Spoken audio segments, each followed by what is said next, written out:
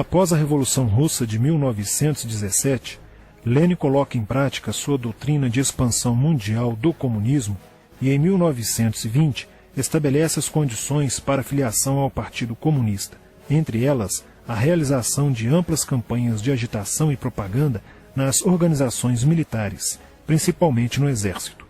Em 25 de março de 1922, nasce o Partido Comunista do Brasil, o PCB. O novo partido aceitava as ordens diretas de Moscou. Em 1927, partindo da teoria à prática, o PCB criou uma frente única operária e iniciou um trabalho de infiltração nos quartéis, influenciando Luiz Carlos Prestes, capitão do Exército, a aderir ao comunismo, fato que se deu em março de 1931.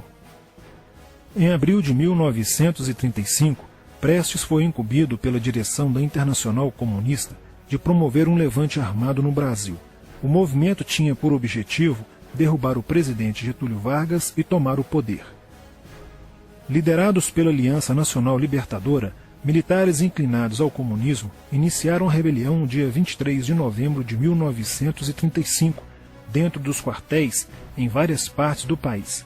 Mas devido à falta de organização dos ataques e à ausência do apoio popular, o exército derrotou os comunistas e evitou o golpe de Estado. Em seguida, Prestes é preso e perde a patente de capitão. Com o advento da Segunda Guerra Mundial e a invasão da Rússia pelos nazistas, a política exterior soviética muda e Stalin tenta ganhar o apoio das democracias ocidentais. O PCB redireciona sua política seguindo disciplinadamente a orientação de Moscou e apoia Getúlio Vargas.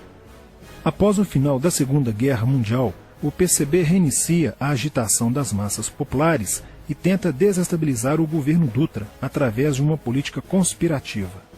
Durante toda a década de 50, Moscou, através de suas redes apoiadas pelos partidos comunistas no mundo inteiro, tentava desestabilizar as democracias ocidentais.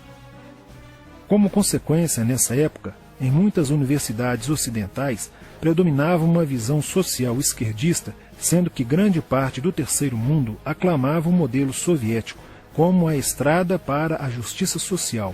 Muitos intelectuais se declaravam marxistas. Assim, a conjuntura era altamente favorável ao comunismo, o que provocou sua expansão dramática até o final da década de 50, com a vitória da Revolução Cubana. Isso fez o PCB defender com mais intensidade a luta armada como a única solução viável e progressista dos problemas brasileiros.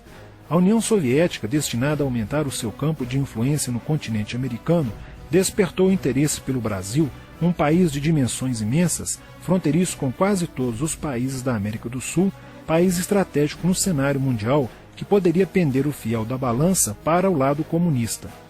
Nos primeiros anos da década de 60, o Brasil passou a viver período de crescente instabilidade política, militar e institucional. Em 1961, Luiz Carlos Prestes encontrou-se com Nikita Khrushchev em Moscou para planejar a Revolução Agrária no Brasil. Neste mesmo ano, no governo de Jânio Quadros, o Partido Comunista Brasileiro enviou a Cuba, com o apoio de Fidel Castro, dezenas de brasileiros para o treinamento político-militar, visando a preparação de quadros revolucionários para desencadear ações de guerrilha rural e urbana no Brasil. Os chineses também colaboraram para a tentativa de implantação do comunismo no Brasil, recebendo na Academia Militar de Pequim, em 1962, um primeiro contingente de brasileiros, visando a formação de quadros guerrilheiros para o movimento que viria a ser implantado na região do Araguaia. No Nordeste do Brasil, Francisco Julião organizava as ligas camponesas, com militantes treinados em Cuba. O apoio cubano concretizou-se no fornecimento de armas e dinheiro, além da compra de fazendas em Goiás, Acre, Bahia e Pernambuco, para funcionar como campos de treinamento. No dia 4 de dezembro de 1962, o jornal O Estado de São Paulo noticiou a descoberta e o desbaratamento de um campo de treinamento de guerrilha no estado de Goiás, em uma das 3 fazendas pertencentes às ligas camponesas. Enquanto isso, Goulart governava o país de uma forma pendular. Ora pendia para o lado dos comunistas, ora para o lado dos conservadores. Em setembro de 1963, tudo indicava que o país caminhava para uma revolução de esquerda, principalmente com João Goulart apoiando a sindicalização de sargentos, promovendo a quebra da hierarquia e da disciplina nas Forças Armadas. Em 4 de outubro de 1963, Goulart solicita o estado de sítio ao Congresso Nacional, pelo prazo de 30 dias. A manobra foi repelida pelo Congresso e João Goulart passou a conduzir ações no sentido de implementar o projeto golpista que desaguaria em um regime totalitário de esquerda. Insuflado e orientado por seu cunhado Leonel Brizola, pregava a necessidade de reformas de base e a implantação de uma república sindicalista. Controlando o aparelho sindical, o governo promovia o grevismo, a anarquia e o caos. O país passou a viver dias de intranquilidade, estagnação econômica e inflação descontrolada. Em meio à crescente radicalização do ambiente político, Leonel Brizola era a liderança que unificou as esquerdas na frente de mobilização popular, criando o grupo dos 11 companheiros para tomar o poder pela luta armada.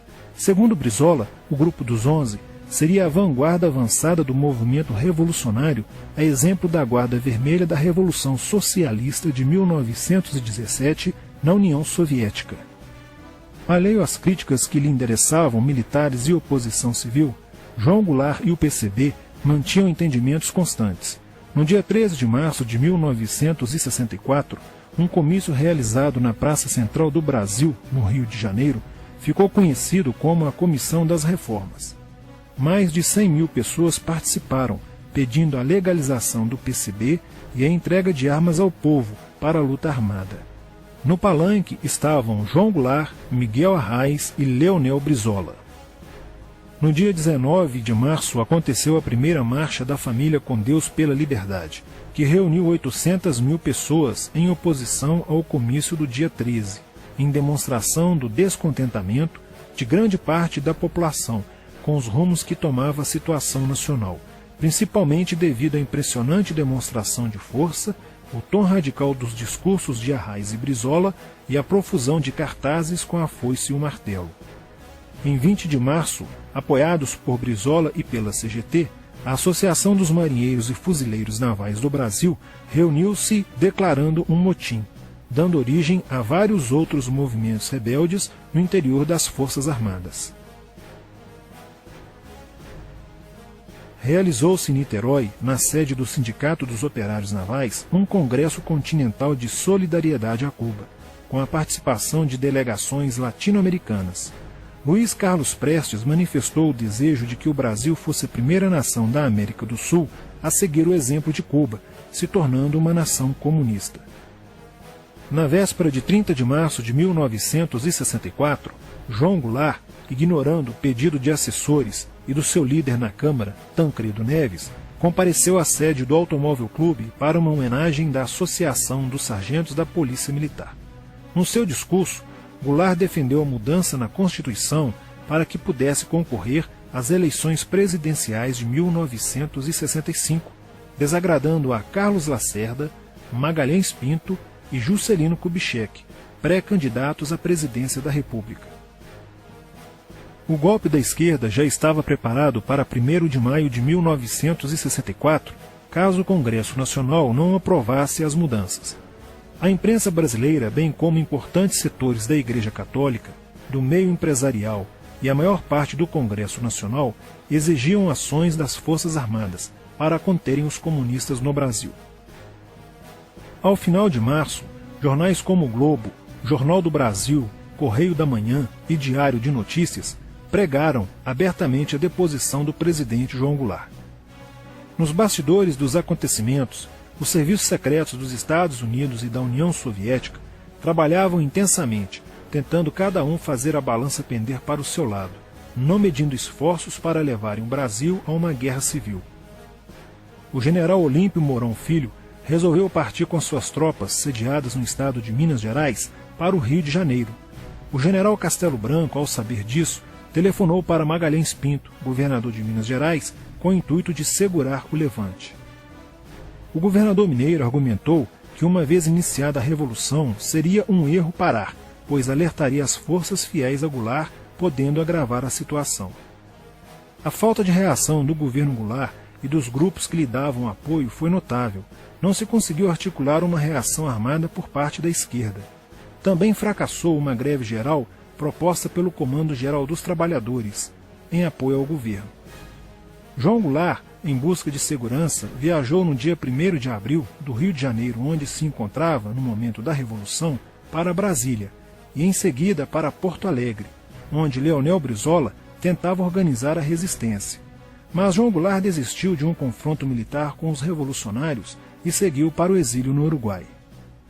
No dia 2 de abril, o presidente da Câmara dos Deputados, Ranieri Mazzilli, assume provisoriamente a presidência da República e mais de 1 milhão de pessoas lotaram as ruas e praças do país para comemorar a vitória. No dia 11 de abril de 1964, o Congresso Nacional se reuniu para eleger o novo presidente da República. O general Castelo Branco, aclamado por grande parte da sociedade brasileira, apoiado pela imprensa e por importantes setores da Igreja Católica, além de contar com a aprovação de grandes líderes políticos, entre eles Juscelino Kubitschek, precisava de 238 votos para ser eleito em primeiro turno, e acabou recebendo 361 votos. No dia 15 de abril, Castelo Branco assume a presidência da República, consolida a vitória sobre o movimento comunista e renova as esperanças do povo brasileiro de ter um país com dias melhores. Porém, a esquerda derrotada colocaria em cena, nos anos posteriores, Carlos Marighella, ideológico comunista e defensor da luta armada, que submeteria o povo brasileiro às ações mais obscuras da guerrilha, o terrorismo.